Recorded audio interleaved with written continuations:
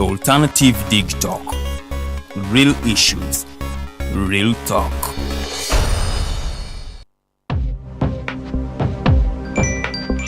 Go to the church, though. Tawali man, what's up? Man, can you imagine people just dump everywhere? Someone drinks water and throws the bottle wherever. Come on, Rogers. What else do you expect people to do with an empty bottle? Simanya now, did you know that plastics take at least 450 years to decompose?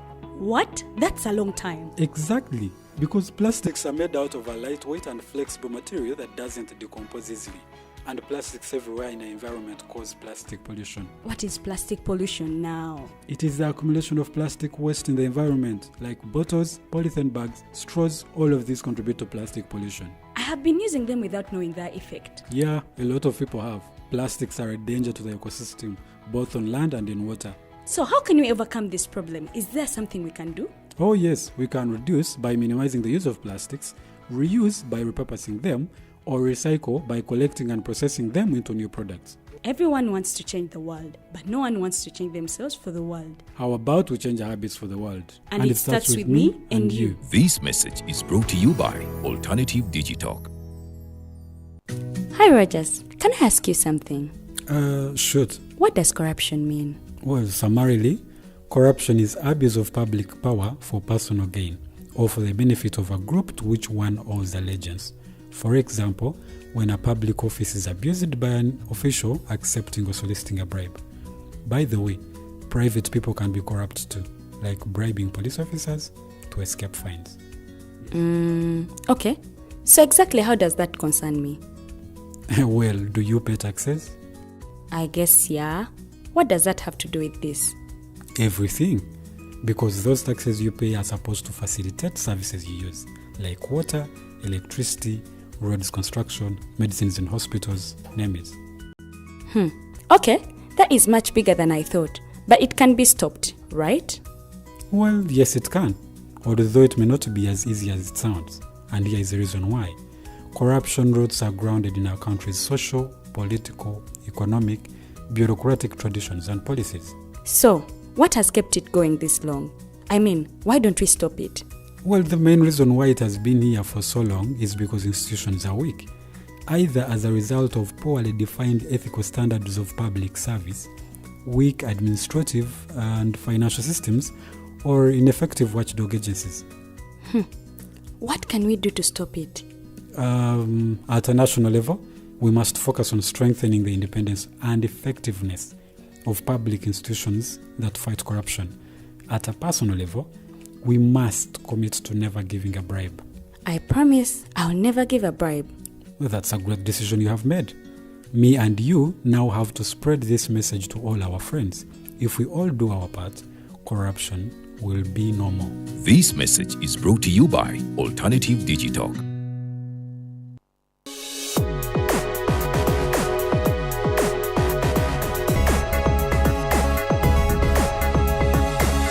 The Alternative Digitalk.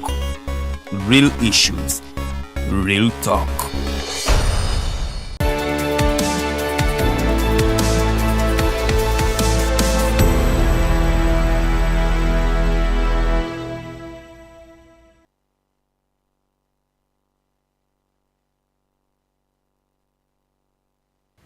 Our viewers, good evening. My name is Norman Tumuhimbise, live here in Kampala City, East Africa, and Africa as a continent at large. In Uganda, it's a good evening. As I speak, it is 7 p.m.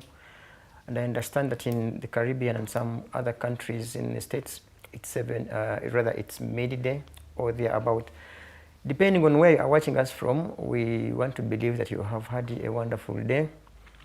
Most importantly, being a Wednesday, that's already midweek, so we suppose that everything has been moving on smoothly. I am Tumimse Norman. My co-host, my colleague Rogers Turiahabwe isn't available with us today, but then we are privileged to host his namesake, whom we had some 3 or so weeks ago, but for some reasons we had technical issues that we couldn't have his show really broadcast perfectly as expected. But because we are that force that really believes in its words and promises, we pledged to our viewers that we would have him once again today. And by God's grace, we have him. We have Mr. Ossie Ossie Winston Rodgers, and I want to invite him to say hello to our viewers, and then we shall proceed. Mr. Rodgers, to you, please. Well, thank you very much, Norman. Thank you for having me. I wish our brother Rogers was here so that we can. I like the way he interrogated me last time, so I wish he was here too. Nevertheless, I'm confident that you will do equally the good job that you did in our first interview. It's a pleasure to be here. To those of you watching us in Uganda. I say a very good evening to you. To those of you watching us right across the continent of Africa, I say hello to you. To those of you watching us here in the States, good day to you. And following us in my beautiful homeland, country I'm proud of, a country where I was born, Guyana. I say welcome everybody, and once again, Norman, thank you very much for having me back on this show. I'm looking forward for your questions. To hear your appreciation, but now we should run straight away into our topic of discussion. But before we also dig deeper into the discussion, you have been termed by many as a government apologist, and for some reason I want to hear from you on whether or not such a government apologist will also see the wrongs of the government in the event that these wrongs do exist. Do you have any comment? Because we shall have, in fact, we shall even refer to some of the previous comments as we had the other show. Are you or you're not a government apologist in the first place? Well, I've answered that question before. I'm happy to answer that question. No, I'm not an apologist. I am a fair-minded journalist who, based on my shows, I hosted a morning show in Guyana on the radio station, and when I read the news equally. On the morning show, the only thing that was political on the show was the news and current affairs. During the show, we didn't entertain any politics there or anything like that, and I did not advocate. I've never advocated my political position on any of the radio or television programs that I've hosted, or um, in my reporting and in my covering of the government. I vow to the people to be fair and balanced, and that's what I intend to do. And you can base that on my track record. You can go back and you can check, and you will see that I've always been fair. I've always been balanced. I've always strived to tell the truth and to give the story as is. Because you see, as you may be aware that some journalists have considered to choose sides. I will give you an example of most African journalists in particular. In the event that the government for which they have support for when to commit some atrocities, they will not talk about them. I would also add an example. Let's use, for example, Uganda here. If there is any attack onto the Ugandan army outside the country, government apologists who double as, let's say, journalists, in the event that a country has lost 100 troops, they might mention it too. So that's why, for some reason, I was like, okay, some government apologists choose not to speak the truth, but rather speak what the government is likely to be happy with. But that aside, we are glad that you, as you put it, that you are non-partisan, therefore you are balanced and you give balanced opinions. We shall then ride on to that, and you take it as honest and you know, biblical truth, and then we proceed. Let's go back to the previous discussion. There are some, you know, by then we were discussing the media freedoms and the rest. But this time around, because that was then, and you have a catchy moment that is of Guyanese 57th anniversary as an independent country. And I think, in my view, and just like so many other viewers out there, both onto your continent and also in Africa, were and are still much interested in your observation on whether or not Guyana is, you know, you could describe it as an fully independent country, both economically, social and political aspects. What do you have to say in regards to that? First of all, as a Guyanese. Secondly, as, you know, someone of that generation that has at least seen some two or so governments in Guyana, but most importantly as a journalist, as you may understand that journalists, just like lawyers, your course cuts across, you are equipped with a lot of things in your head. Tell us your assessment. Well, Guyana is an independent country, and since our independence some 57 years ago, the proof is in the reporting as it relates to Guyana. For 28 years after our independence, the People's National Congress, the PNC, has ruled our country. Once the end of colonial rule came, there were institutions that were left, and we saw most of those institutions uh, degraded. Some of the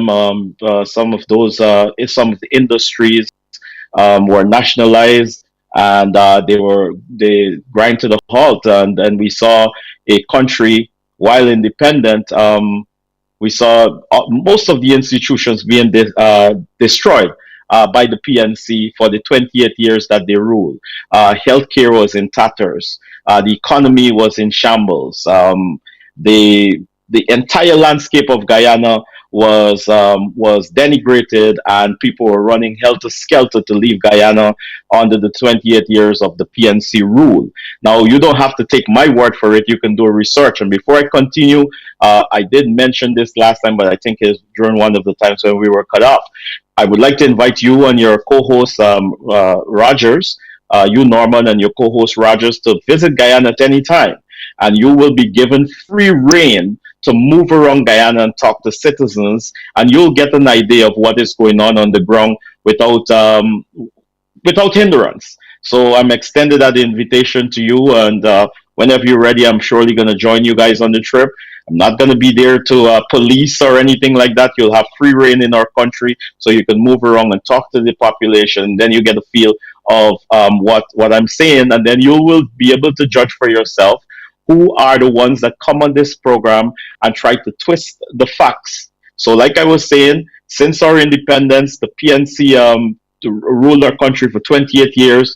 Healthcare was totally destroyed. Our healthcare system the education system was destroyed. Our economy was in tatters, and so once we gained independence during the 57 during those 28 years, we see a backward slide. Our country slipped into poverty. The vast majority of Guyanese were living in poverty, and our country was not performing the way that it should during the 28 years of PNC rule. And PNC continuously rigged the elections to stay in power. Again, you can do your research. The British government, the CIA, the United States government, all the governments in all the reputable governments in the Caribbean places, all agreed based on based on evidence, based on fact that the PNC continued to rig those elections to stay in power, and cause Guyanese to be operating in a state of hopelessness, and Guyanese were running all over the world, here in the United States, jumping our borders and going to countries like Venezuela and Suriname and Brazil and other places, just running away from Guyana during those 28 years of PNC rule. And like I said before, the facts are there, and you can do your research. You know, I had made a variety of questions here so that I can follow their sequence. But then you provoked me to now tap in, to begin rather with what would be the last question. You have talked of many people, either going for self-exile or exiled by PNC government back in the time. Not to say that you are in exile, because for you are at too much liberty to cross back to Guyana and states or any other country. But then there are some colleagues whom I know that you are aware about who are indeed also in exile. For lack of another word, they are either bad or they can't cross into Guyana. And I'll mention the likes of Rickford and so many others. Of course, I will use his example, and so many others. So when you say that people are used to go for exile during PNC, don't you think it would also be another person would now bring a theory of saying that there are some people under PPP government that have also gone into exile for lack of trust and also lacking, that confidence that they can be secure in the PPP government, and have First of all, Rickford and others. First of all, Rickford Burke has not been honest on this program. He comes on here, he spew a whole host of lies on this program, and it is for that reason I give you I've invited you to join, to come to Guyana at any time and do your own investigations based on what Rickford Burke, the opposition leader, Nima Flubes, I think Annette Ferguson also was on here. Based on the information that they have given you, I've extended an invitation to you already to come to Guyana and do an investigations based on that. Rickford Burke has continued to lie about our country. Rickford Burke is not in exile. Rickford Burke came to this country. I don't know what his immigration status is or anything like that, but I know that Rickford Burke was free to travel to Guyana up until it was alleged in Guyana that he has committed crimes in Guyana. Rickford Burke is wanted in Guyana for crimes, and that is why he's claiming that he's in exile. Now, if Rickford Burke, I'm not casting innocent or guilty on him. I said those were allegations that were made him. He should go to Guyana and clear his name. Go to Guyana, answer those charges if charges are laid, but they were allegations. They were recordings of Rickford Burke extorting a businessman, trying to get money out of him to withdraw stories that he published on one of his pages. So those are allegations that were made about Rickford Burke, and that is the reason he claimed that he's in exile. That Rickford Burke is free to travel again. He's not in exile. He's not in exile. Rickford Burke and whoever else claimed that they're in exile, they're not in exile. There's an arrest warrant for Rickford Burke based on allegations that were made against him by Guyanese. This is a quick one for you, Mr. Rodgers. You mentioned that that Guyana's government put Rickford on notice, for example. And then one wonders, because I understand, as you may, that America and Guyana are tight friends, and therefore he who commits crimes in Guyana can never be at liberty in states. We have seen and watched Rickford with big wings in the American government. I think a month or so ago, Mr. Rickford had I think Hillary Clinton. He has had so many dignitaries in the states. Would you rather be taken serious that someone you say that is being hunted in Guyana can be in corporate environment with American leaders and so many other dignitaries? Don't you think that's some bit of contradiction, or you mean to say that the Americans are not aware in this? In regards to what you are asserting.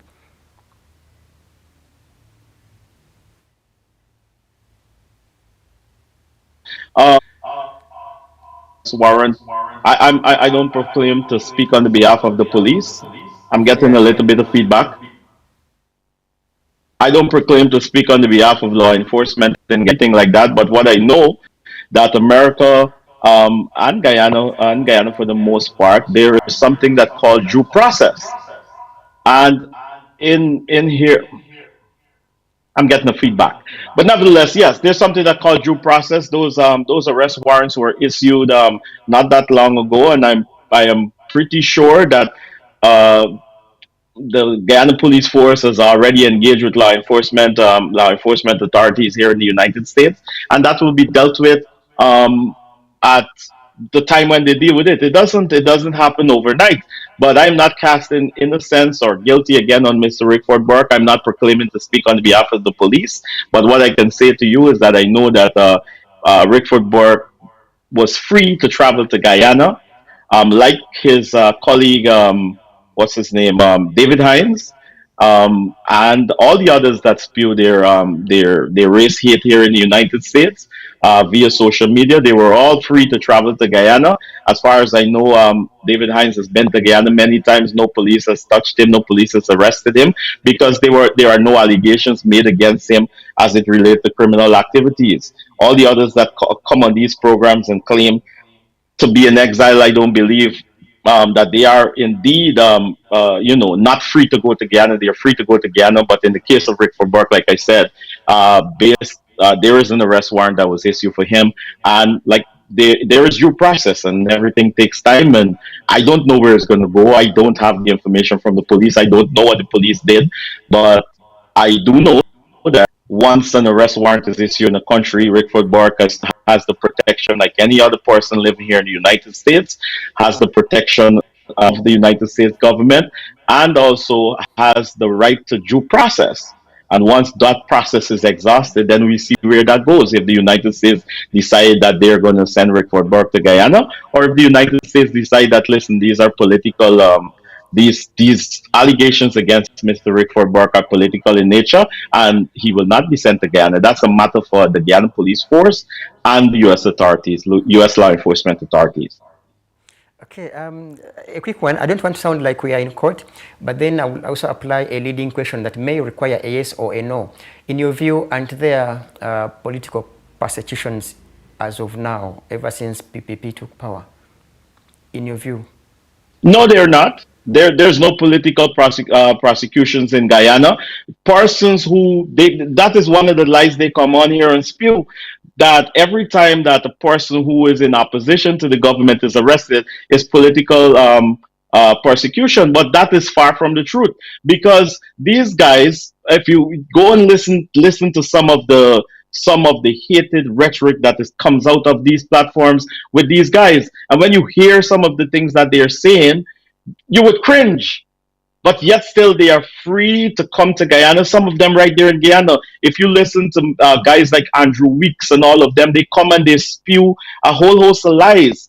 They come on these platforms and they try to rile up our people based on race. There is something going on right now in Guyana that every single Afro-Guyanese that is arrested by the police in Guyana, it becomes a race issue. So right now, if you really listen to these guys who come on this platform, you'll believe that Afro-Guyanese does not do crime in Guyana, because every time an Afro-Guyanese is arrested, it becomes a political issue. Sir, I don't know if they came on this program.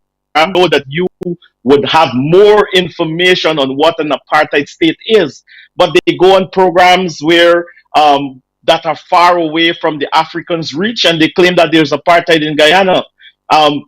Based on what you have observed here, and I'm sure you've followed what apartheid is and what has transpired in Africa. Do you think that there's apartheid going on in Guyana? When you see all these guys can get up and speak as free as they like, there are zero political prisoners in Guyana. Zero. People go on social media, even on television programs that are aligned to the opposition, and lie about issues. Nima Flubest came on this program and lied about the issue with the removing of those guys that were the houses, the breaking down of the houses and removing of those squatters that were blocking government's progress, blocking the roadway. She came here and lied to you, and I heard on my last program, you referred to that as a human rights violation. So I'll turn it around on you. You really think that if the People's Progressive Party Civic was engaged in human rights violation by taking away people housing and stuff like that, His Excellency or any member of the cabinet would have been free to travel the world? Where we may differ is when you see this is the point now that we have. You call the other people liars, they also call you liars. I think one of the ways through which we can have this solved is having both of you hosted on the same day, so that I look forward each to of you it. can prove otherwise that the other one is a liar and the other one is forward to it. Is holy. So therefore, doesn't speak lies. But that aside, let's go back to your 57 years of independence, and I want to find out from you, because you are a Guyanese and a proud one for that matter, about your independence. And I want to ask from you on whether, because literally, like in Uganda itself, where we are based, so many presidents after independence, they considered promoting affirmative action so that they can bring the vulnerable people at a time, call it women and then youth, for lack of another word, and in particular youth. For example, in Uganda have 5 MPs, and every district in Uganda has a woman member of parliament that represents that district, but most importantly, who represents women in the August House. Let's share from you to our viewers on how best has affirmative action worked in Guyana now that Guyana is 57 years independent. Are women's contribution in leadership and governance visible and felt? Well, women's rights and women's participation in politics has been excelled by the People's Progressive Party Civic. It was under the People's Progressive Party Civic government that more than 30, a rule was passed where on your list you have to have at least 30. I don't remember the exact words, but I'm going to go for more than 30% women. During the PNC days, there was a lack of women leadership. It was under the People's Progressive Party Civic that a woman became prime minister and then became president in Guyana. So women's the advancement of women's rights and all those other rights. It was on the People's Progressive Party Civic that you had the rights of the Child Commission that was formed, expanding the rights of children and that sort of thing. So, like I said before, it was the People's Progressive Party who've expanded the rights of women in the parliament right now, under the PPP civic makeup. The government, on the government side of the house, you have more than 30-something% of the persons that are in government representing the People's Progressive Party that are women.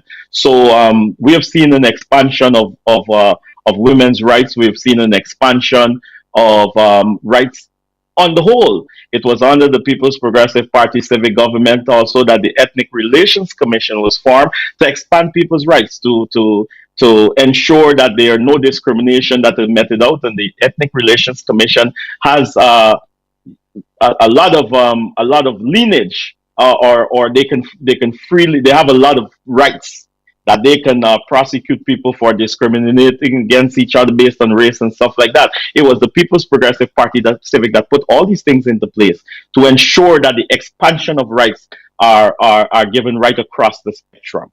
I want to go back to politics. It is under the People's Progressive Party Civic that government that these guys are claiming that is anti-black and apartheid and all the other crazy names that they've thrown at the People's Progressive Party Civic, but it's right under the same People's Progressive Party Civic government that these guys are jumping on social media. Not only those that are here claiming to be in exile and cannot go back to Guyana. We have lots of them in Guyana. We have one of them by the name of Sharon Duncan. Almost every single night, he disparaged Indo-Guyanese by referring to them as trench crapo and hood rats and whatever. I don't even remember some of the names. And he reigned freely in Guyana. Nobody arrested him. One time, I think he was arrested because he referred to a person, a direct person, as a trench crapo, and that person filed a complaint against him, and I think he was arrested for that. But in broad sense, he referred to Indo-Guyanese as trench crapo, cricketters, and all kind of derogatory names. It is those same Afro-Guyanese so-called leaders that are advocating for Afro-Guyanese that come on social media and refer to people like me as government apologists and all kind of racist names. The Django, from the prime minister right down, every single black man that is opposed to them, they refer to us as all these derogatory names. House slave, the Django, I can't even remember some of the names they call me, because to be honest, I really don't pay attention to it, because for me, I know that I'm doing the right thing.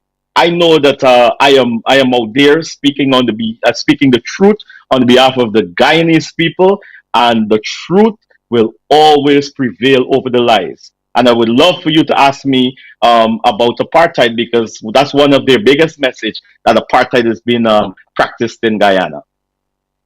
Thank you, Mr. Rodgers. You see, a quick one. With how you sound, to be honest with you, there is no way how any other person would think that there is anything good in your view that the previous government has really done, in our view. Isn't there any Oh Christian no, you want? You contribution want? that I you could would go down say that road right now. that I could go down that road right now. You want me to point out some of the good things that the PNC has done? On those when Burnham was prime minister and then he became president. He built the Linden Sioux Dike Highway. He built the bridge across the Demerara River. I'm trying to remember what else good he's done for Guyana. But those are some of the things that the PNC done for Guyana. Yes. let's proceed. That was in regards to the women's contribution and also young people. You did not in particular mention about the contribution of young people. Do you specifically have also youth representatives in parliament? And if yes, are they even doing their best? Are young people understanding politics and governance? Do they feel the independence amongst themselves? Yes, of course. Again, there's local government elections coming up, and the People's Progressive Party Civic. The majority of the people representing the People's Progressive Party Civic are young people. It was the People's Progressive Party Civic who put up for presidential candidate one of the youngest person in the entire world to run as president and to face an elections, Bar Jagdeo. Irfan Ali is also a young man. When Irfan Ali was selected, current president, when he was selected as presidential candidate, he also was one of the youngest candidates running in this side of the world. On a political ticket for presidential candidate. Irfan Ali became one of the youngest presidents of Guyana. The accusation, let's go back again and check it for yourself, my brother. The accusation against the last PNC government, which was elected in 2015, and their reign came to an end in 2020. The accusations against that government was that they brought back a whole host of geriatrics to be in government. No young people were given opportunities. As a matter of fact, they had a young, vibrant politician. My friend, we disagree politically, but he's my friend James Bond. He was chucked aside. You had other people the same Sharma Solomon who's his mouth is big now, and Vanessa Kisoon and all of them, they're talking up loud now about they themselves were sidelined by the PNC when they were in power under the disguise of APNU, a partnership for national unity and AFC. All of them were set aside by the PNC and a whole host of retirees. David Granger brought back a whole host of retirees, former army persons who've already served their time and already on pension, brought them back and give them positions in the government. As a matter of fact, the person that was representing young people, right, was an old man, right? So that is the difference. Now in Parliament, we have young ministers. I can name Kwame McCoy as a young minister. I don't even think Kwame McCoy is 45 as yet. You have Onage Waldron, another young minister. Let me go that again. Kwame McCoy, Minister of Government, young Afro-Guyanese. Minister Onage Waldron, Minister of Tourism and Industry, young Afro-Guyanese. Minister Sonia Parag, young Indo-Guyanese, Minister Susan Rodriguez, young Minister Colin Crowell, young Minister Todd Young. All these are people that are way below 50 years of age, as opposed to the PNC. And I say again, the proof is in the pudding. I'm trying to figure out where to start. The vast majority of their ministers were past retirement age, and no young people were representing their government. So right now, again, right, they have a list. They're going around with a list for local government elections. The vast majority of their people are old people that they brought back, people who have advanced in age. If the word old is kind of disparaging, people who have advanced in age is who form the vast majority of their list of candidates. On the flip side, people who are young and energetic are the people who form the most of the People's Progressive Party Civic. And I can send those lists to you so that when people come on this program and accuse me of being a political, a government apologist, the proof is in documents, sir. So anything that I say here can be backed up by facts and can be backed up by a simple Google research. So, you see, you have mentioned a variety of young people in cabinet and so many other government offices. And to be honest with you, your president is also one of those youngest presidents, and that is factual. But also from the There you corridors we go. have heard that the PPP party's leadership, for some reason, is what is running the country. I mean, outside, like they will, they rather hold His Excellency Ali, and of course, because it's the young leadership, that they're the ones who, you know, do remote control, because perhaps it's because of age, or they lack, I mean, such young people lack also independence to manage the country independently, depending on to their ideas, but rather are remote controlled by the old thugs in PPP party who are not in government, as in physically, but also are in government by remote control. Any comment? Well, I'm We have happy that that heard I from, am happy. Go ahead, sir. I'm sorry to interrupt you. that from the corridors, that your president and the cabinet are being, okay, in quotes, mismanaged through remote control by the old thugs in PPP political party. Any comment? Well, well, it's strange. Well, not strange, but I'm happy to answer this question. One of the complaints that I've heard that was leveled against the People's Progressive Party is that they seem to always be bringing in new people, young people, and the older guard, the older folks feel as though they've been set aside. But I want to say that that's not true either. But I'm saying to you that it was a reverse. In based on what you just said, it was the reverse. There were people who were rumbling saying that the People's Progressive Party is bringing in new people and young people, and the older folks are not given an opportunity and stuff like that. So I, like I'm saying, I'm showing you the reverse. It is not so, because if you check out the cabinet right now, that His Excellency the President is that is the head of the cabinet. If you check out the cabinet, it's a mixture of experience. We have the very experienced former presidential contender Gail Teixeira. We have our prime minister who is new to politics, but nevertheless, he has served our country as the chief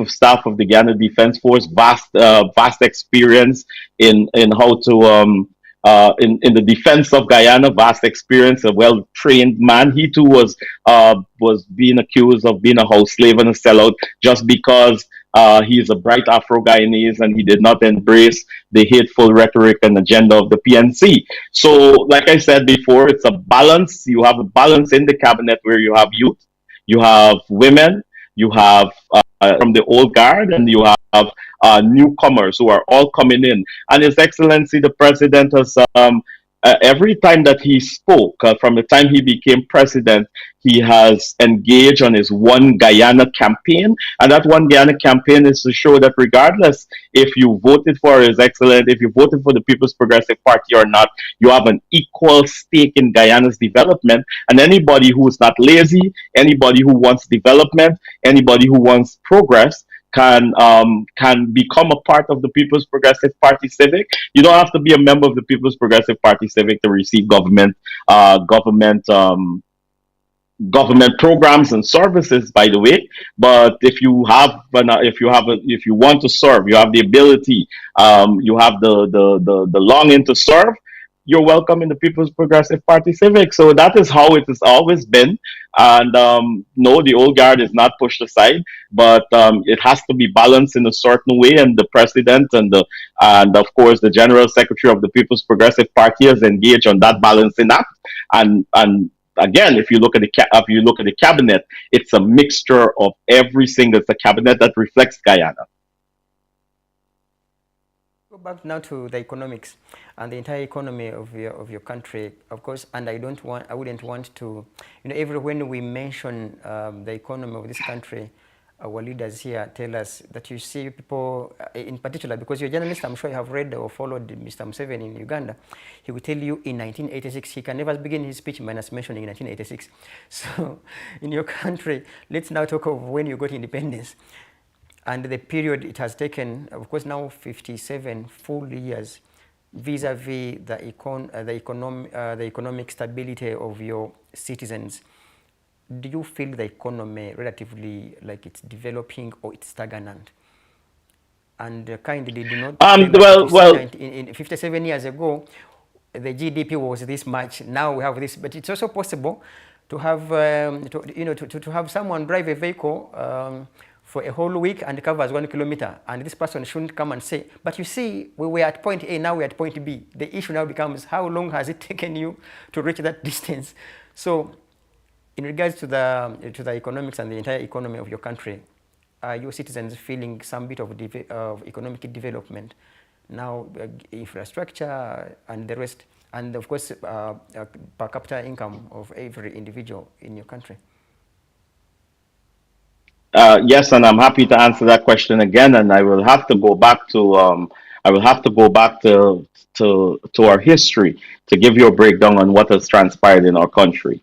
When at the end of colonial rule, like I said before, the PNC rigged the elections and stayed in power for 28 years. And for those 28 years, every single aspect of the Guyana's economy, infrastructure, and otherwise was destroyed, every single aspect. And like I said, Guyanese were running in droves, selling out whatever they can sell, hopping on a plane by whatever means to get out of Guyana because of the hopelessness that was engulfed the entire Guyanese population. In that time, it was just the PNC party paramountcy take was what was the order of the day. It was just the PNC and those closely attached to the PNC who could have even eaten certain foods like roti, a big staple in our country. The average man could not have eaten roti because the PNC banned the import of wheat flour.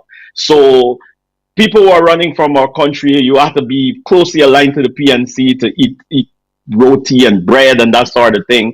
During that time, people were starving. Milk was not there. The PNC had some farms that the PNC owned, that they had some farms that they used to get cow milk and then they would send it into the communities. So the cow milk, even the milk that we had back then, had to come from the PNC, from the party.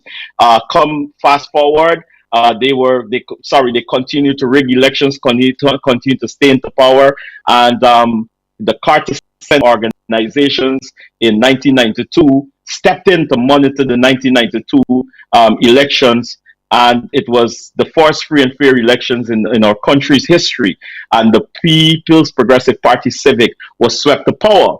From the day that Chedi Jagan became president, we had a rebuilding of Guyana. We had a rebuilding of Guyana. We had a freeing up of the economy. The economy started to perform. New hospitals were being built or rehabilitated. New schools were being built. Our education system was being repaired. Infrastructure, bridges, all these things started on the Chedi Jagan. So then people became hopeful again in Guyana and its development. Chedi Jagan passed away just under his 5-year term in 1997. He died, and then the People's Progressive Party had a new leader, and it continued. All the development continued. Bar Jagdeo became president. Bar Jagdeo was known as the architect of a modern Guyana because of all the modern things that he brought to Guyana. Modern stadium, internet, one laptop per family, where families in wherever community you belong to, can connect to the internet based on a free computer that was given to you by the government of Guyana. Mind you, every single community, every single house was entitled to this free laptop. It wasn't only for PPP supporters only. As rehabilitation of road, building of the Borbis Bridge, resuscitation of the sugar industry, resuscitation and investment in health and education and sports. And now people started to feel good about Guyana again. As a matter of fact, it was under the People's Progressive Party Civic that people were talking now about remigrating to Guyana. That they had to bring in during that time. They had to bring in a remigration department to handle the influx of remigration back into Guyana. People wanting to come back home to invest, to come back home to live, and that sort of thing. But because of the influx, they had to bring out a remigration unit in the Ministry of Foreign Affairs to help handle people returning to Guyana. And people became confident in Guyana. Our economy was performing. The United States government was more lax with the visas. More people were given visas because more people were traveling to the United States and they were returning home because they were confident in the economy, they were confident in the management of the entire Guyana, and Guyana were performing again.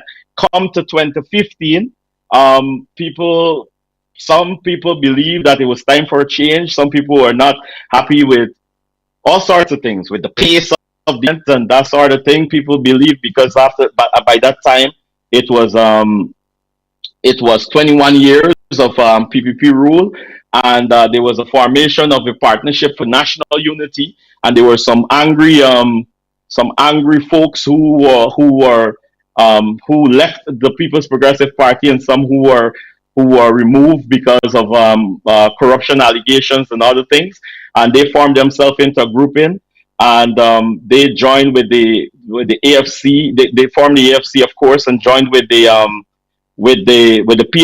PNC to form this a partnership for national unity, and they came into power. Once they came into power, the businesses started to dry up again in 2015. The healthcare system began to fall apart. While we had nice buildings because the PPP Civic left the buildings could not have been destroyed that fast. The healthcare system, the delivery of healthcare, was back to third world status. As a matter of fact, it was under the PNC that Guyana was considered the second poorest country in this hemisphere, only second to Haiti. Once the PPP was back in power, the Guyana was considered a developing state. Right now, I don't want to come right here, but I want to tell you about their rule in 2015. In 2015, businesses began to close. Investment started to dry up. Once APNU took over, the healthcare system was being run down. Under the People's Progressive Party, there was a huge push of house lots for Guyanese to be able to own homes. Once they got into power, it was just a few selected few that got house lots from them. So people began to feel hopeless. People began to run again. The United States tightened up the issuing of visitors visa because there was a sense of hopelessness that engulfed the entire country after they took power in 2015. And members of their own political party realizing their own political grouping, realizing that the country was falling apart. They closed down the sugar estates and put almost 7,000 people in our communities out to work with nowhere to go. Just shut them down. You just showed up one day and you heard that you're no longer employed here and there's nothing for you to do. A huge sense of hopelessness engulfed our communities, and people were beginning to feel hopeless. People were complaining, and it was one of their, well, there were more, but one of their members, the first one that got an opportunity, that voted with the opposition at that time, the People's Progressive Party, in the no confidence motion to have a new elections and to end their reign in 2015. We went to those new elections, and once we got to those new elections, first of all, they refused. They didn't want to. They didn't want to go to the elections. They do all kind of shenanigans to ensure that to try to stop those elections and to try to stay into power illegally. But the world began to watch at the Guyana government and the way they were operating, and they were forced into those elections. Once they were forced into those elections, Irfan became the presidential. Let me go back to tell you about the victimization of Indo-Guyanese, especially those attached to the PPP, under their tenure in 2015. So all these things people were seeing and feeling, and people became hopeless, and people wanted to do something to get Guyana back on the right track. So people were anxious to get up and to go and vote whenever those elections were called. Once those elections were called on March 2nd, 2020, that same political party, the PNC, APNU, WPA, all of them in that grouping, decided that they were going to attempt to rig the elections by calling out false information from the Region 4 count. Once the United States government, through their ambassador, called them out with the attempt to rig the elections. The CARICOM, that's a grouping of Caribbean nations, some Caribbean nations, and of course, Haiti and Suriname is part of CARICOM, called them out. The Organization of American States called them out for the attempting to rig the elections. Every single every single the United Nations, every single reputable international organization began to call them out for the attempt to rig the 2020 elections. They took 5 months, and in that 5 months, they were busy raping the treasury, giving away government stuff, stealing from the government, and that sort of thing. But in 5 months, on August 2nd, 2020, Irfan Ali was sworn in as president, and right there, from that same day, we saw the return of hope, the return of Guyanese being proud again to be Guyanese, Guyanese fighting up to go to Guyana. And from the time Irfan Ali became president, the economy has taken off. Now Guyana's economy is referred to as one of the fastest growing economy in the world. Imagine 2015, we were considered a basket case, slipping back in undemocratic principles and all that kind of stuff. And from August 2020, Irfan Ali became president. The People's Progressive Party was returned to power. And right there, we saw droves of people flocking to our country to invest. At one time, there was even just about 2 aircrafts per day landing at during their tenure, landing at the Tamari airport, because nobody was interested in going to Guyana. Nobody wanted to know where Guyana is. As a matter of fact, the only thing that put Guyana on the map was the Jim Jones issue. But now people are knowing about Guyana because of all the good things that are happening in Guyana. The economy is taking off. New hotels are being built. The government has committed already to giving 50,000 house lots to ordinary Guyanese. And we all know what home ownership does. People are beginning to feel wanting again, to feel hopeful in Guyana. And yeah. So and again, my friend, you can check this for yourself. People are flocking Guyana shores. People are there's a huge demand for Guyanese who are for persons who were born outside of Guyana but to Guyanese parents. There's a huge demand for Guyanese citizenship now because people are coming to our country. There's a huge demand for Guyanese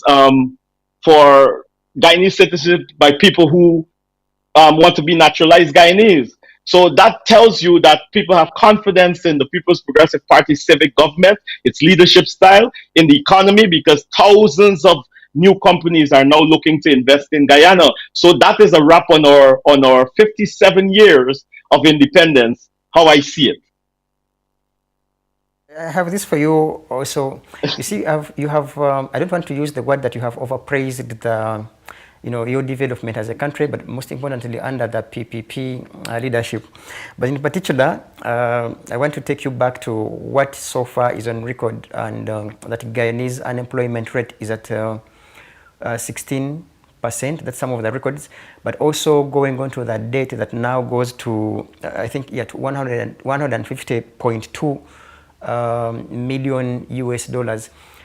And what really bothers my mind is that Guyana does not have, I think you should be close to 700,000 people vis-a-vis all the wealth and all that you have put across as what you have achieved. Why would we still have an employment rate at 16%? Definitely this goes to young people in particular, but also that worrying debt, even when you people have the oil money as it is now coming on board. What could be the problem? Would you still go ahead and really praise the PPP leadership for, of course, you have seen that date, 150.2 million USD as a debt, and also 16% rate of unemployment in Guyana as you celebrate, of course, your 57 years? Well, sir, I don't know where you got those figures from, because I could tell you that the 16% unemployment rate is absolutely not so. It is very inaccurate. Right now in Guyana, there's a housing boom. They're building hotels, they're building hospitals, they're building, people are building homes in every single region in our country. And there's a shortage of masons, carpenters, plumbers, electricians, laborers, a huge shortage that is causing a backlog on building. In the Guyana, in the service, the Guyana Police Force is not at its strength as yet. There is employment opportunities in the Guyana Police Force, in the Army, in the ministries, in the hospitals, in the healthcare sector. As a matter as a matter of fact, throughout the world, there is a demand for healthcare workers, and Guyana is not immune to that. There's a demand for healthcare workers in Guyana. The fire service, private businesses are complaining that they cannot find people to work. So I don't know where that unemployment, that 16% unemployment among young people is. I can tell you though, there is a campaign by the PNC apologists to make it seem as though that there's nothing going on in Guyana and there's lots of hopelessness. So they have young people who buy into their rhetoric, who are not getting up and go out and try to find jobs. People, as a matter of fact, I only recently heard them change the narrative and change the story by telling them when the government come to your community, take the stuff, right?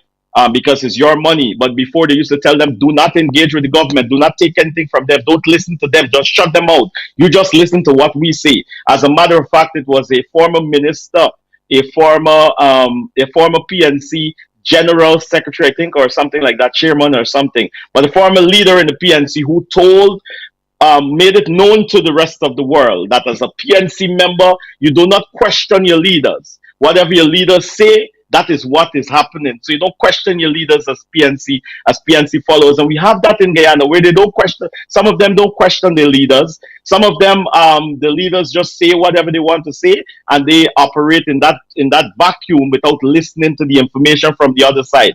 Now, I'm not saying that every single person in Guyana should embrace the People's Progressive Party civic agenda. It's impossible. We can never have every person. But what I can tell you, that you should embrace the government developmental agenda and take what you can get from that.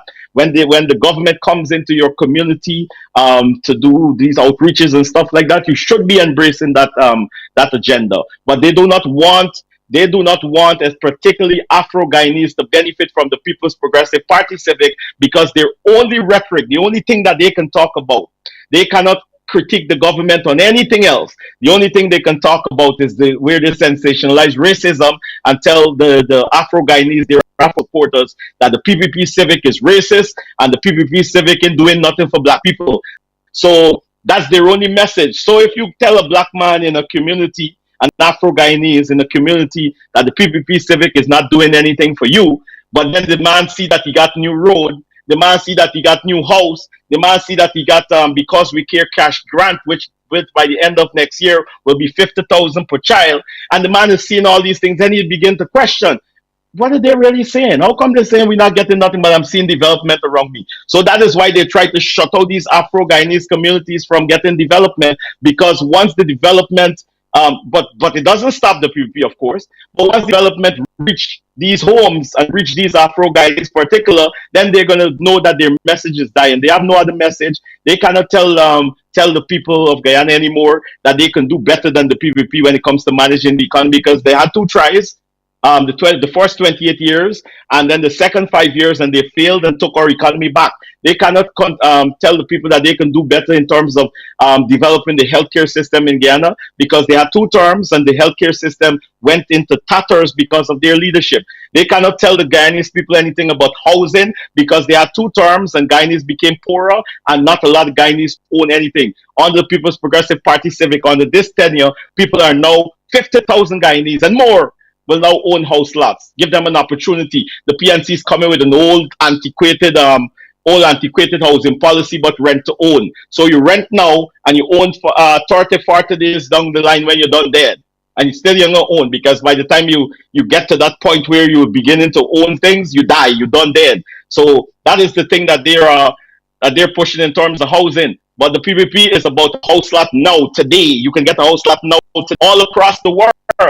The rates to borrow from banks are increasing. Right here in the United States, we have about a 5 points increase in rates to borrow from mortgages and from mortgages. In Guyana, the rates have been decreasing. You can actually approach the New Building Society now in Guyana for a mortgage, and you do not have to bring any money. You don't have to put anything down. All across the world right now, they're looking for a deposit because of how the economy is. Only Guyana, and this it isn't for PPP supporters only. Any Guyanese can approach in society, can approach a Ministry of Housing for a piece of land, and then be able to get financing for that. then continue to bend over backwards to ensure that every single Guyanese who desire a home can own one today. Let's hang in there for a second, and we use these 2 minutes strictly to go through some of these messages, rather comments, for lack of another word. I will read, of course, some of them, of course, not all of them. And this one is Becky, I'm saying Becky Itwara. Let them know APNU put 7,000 sugar workers as and 2,000 Amerindian workers on the line Yes. lost their jobs. But also the other persons by the names of Ramola Paswad, I think it's a Paswad. There are so many blacks in PPPC government, the healthcare and police depth. All blacks, the issues Guyana faces isn't black suppression. Our problem is PNC misguided the people and causing diversion. Miranda Brown also says that speak the truth, Ossie. I don't know whom, yeah, Ossie, yeah. Talk about lack of basic food items and lining up for KSI to get rice and sugar. There are so many, and I do not know whether we shall reserve some of them for some other time. Miranda Brown, Soma Bipath, I think, was responding to Miranda Brown, where this person says the 28 years of lining up for half a point of oil and a pound of salt. There are so many, but I also want to go direct to some of the comments onto the very show also, where some people claim in their view that I have too much of PNC in my mind, and I want to convince and also tell our colleagues that we are non-partisan and neutral. When we are here and we are also grilling the PNC, I know you sometimes you watch, then also the PNC people think that we are pro PPP. So it's either or. It depends on to someone's attitude towards such a show. All that we can pledge though to our viewers is to ensure that we keep it a balanced discussion, and I'm sure Mr. Rodgers, you aren't disappointed. You have been given very wonderful time to also share your side of the bridge for purposes of people understanding what in particular takes place in Guyana. And so when we are privileged to also have you or any other person in government, we shall definitely have our records to check your facts. So we shall do fact check as we move along. We have, I think, less than a minute, and I do not know whether I could end with this this comment by Ramora Paswad also. All the age pensioners' money went up, schools, clothes, vouchers. Guyana is the only country where the smallest child gets the opportunity to meet the entire cabinet and president. The PPPC government socializes with the people, sitting and eating with them and finding out their daily concerns, what they need for each areas, etc. That's one of the comments, and I think there are lots of things. One person come on your program and said that the government wants to import laborers from India, Bangladesh. That is a big lie. That's Gopal Rametar. I think that's how they pronounce your name, and so many other comments. I think most of the comments definitely, like, we will also. I wouldn't want to assume that what is said is wrong or right. So as long as it is said by people in Guyana, we shall take both sides. When we host the other side of, the other people, and they also bring their concerns on board, I think for us from Africa is to encourage that you people have a win-win situation and ensure that every single problem that is affecting Guyana is solved by all of you, rather than finger pointing, each other, because that country belongs to you all than any of us who are outside that country. So we call for harmony and the togetherness as both opposition, because you are Guyanese first before you join PPP or PNC. You are Guyanese first. May we consider that as such. So, Mr. Rodgers, let's hear you in half, I don't know, like 40 seconds to have your closing remarks and wish Guyanese a wonderful day. All right, sir. So I want to say thank you very much for having me on the program. I wish we had some more time because there's so many other things I want to talk about. I really wanted to knock down their the lies that they come and peddle here about Guyana being an apartheid state. And I hope that you were gonna ask me about that, but I guess they never raised it here because you guys, like I said before, you guys would know better than us on this side of the world the history and the signs of apartheid. And then I was going to be able to show you that is happening in Guyana. Nevertheless, I think that you've conducted this interview well. I think that you've given me an opportunity to express myself here. I'm not. I don't think that you are biased in any way based on the question and the way you give me an opportunity to express myself. I want to once again extend an invitation to you to come to Guyana. Let us go to Guyana, and you will be given free reign to go into the communities, go into the darkest of community, the most Afro-Guyanese community, any community you just choose. You'll be given free reign to go into those communities and talk to the people, and also go around and to see the development that is taking place in Guyana.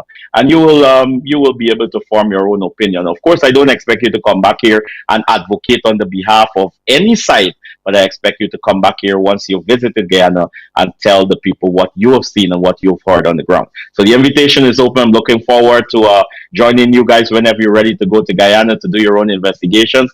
Thank you very much. I know I took more than 40 seconds. I appreciate your patience. Thank you again. So I want to put it so upright that we do not advocate for any of the parties, but rather for Guyanese as general, because that country, I repeat, belongs to you as Guyanese.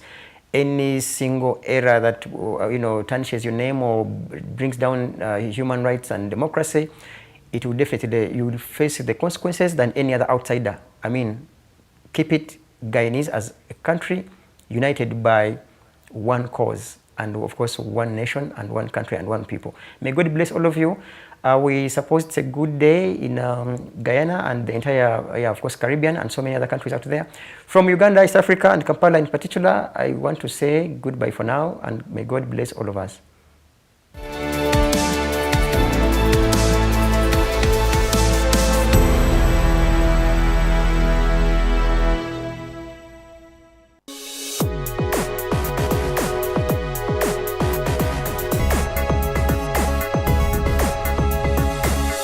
The Alternative Digitalk. Real issues, real talk.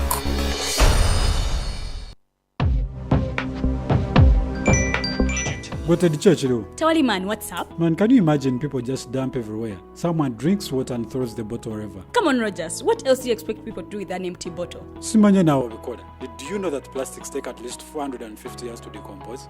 What? That's a long time. Exactly. Because plastics are made out of a lightweight and flexible material that doesn't decompose easily.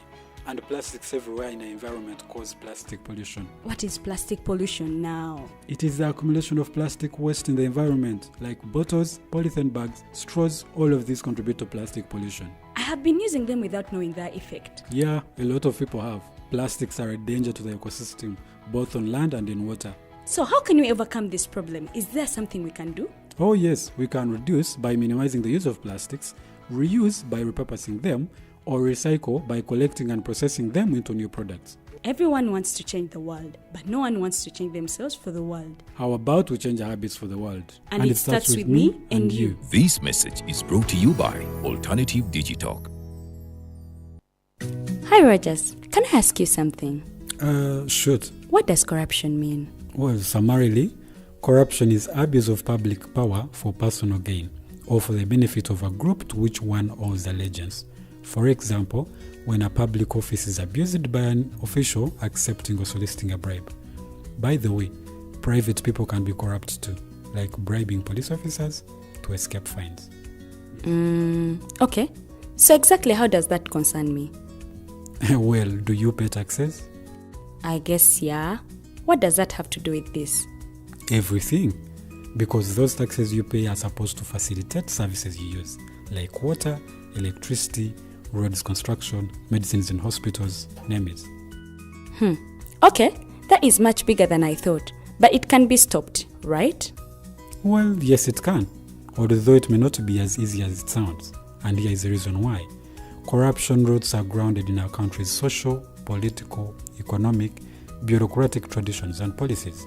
So, what has kept it going this long? I mean, why don't we stop it? Well, the main reason why it has been here for so long is because institutions are weak, either as a result of poorly defined ethical standards of public service, weak administrative and financial systems, or ineffective watchdog agencies. What can we do to stop it? At a national level, we must focus on strengthening the independence and effectiveness of public institutions that fight corruption. At a personal level, we must commit to never giving a bribe. I promise I'll never give a bribe. Well, that's a great decision you have made. Me and you now have to spread this message to all our friends. If we all do our part, corruption will be no more. This message is brought to you by Alternative Digitalk.